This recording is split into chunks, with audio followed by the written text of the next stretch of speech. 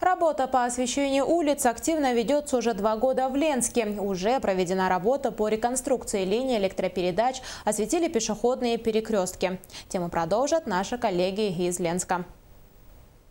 В рамках программы благоустройства в прошлом году был выполнен ряд мероприятий по уличному освещению города.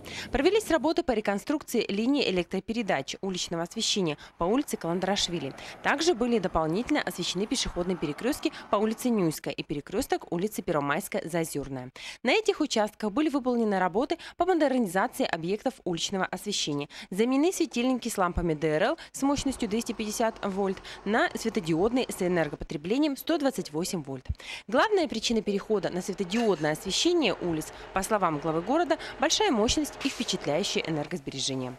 Также были проведены работы по освещению частного сектора. Это улицы Полярная, Спортивная, Октябрьская. Внепланово до Нового года была освещена и улица Мухтуйская. У нас на сегодняшний день очень много студентов, которые учатся в технологическом техникуме.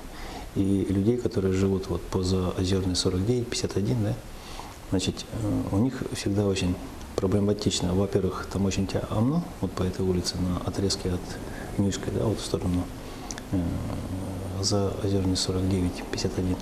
Это раз. И второе, то, что студенты, ну, наши дети в холодное время суток ходят, ну, скажем так, достаточно большой отрезок пешком.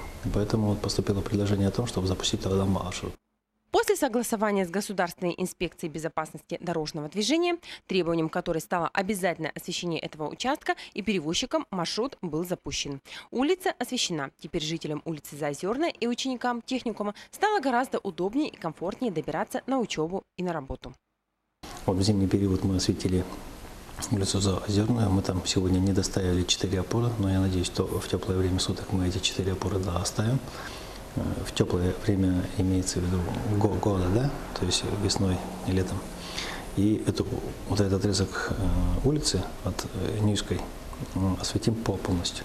Также в этом году планируется осветить темную улицу нашего города, Объездную. Не будут обделены вниманием и улицы частного сектора. Первыми на очереди улицы Амосова и Горького. Светлана Балеева, Алексей Семенов, НВК Саха, Ленск.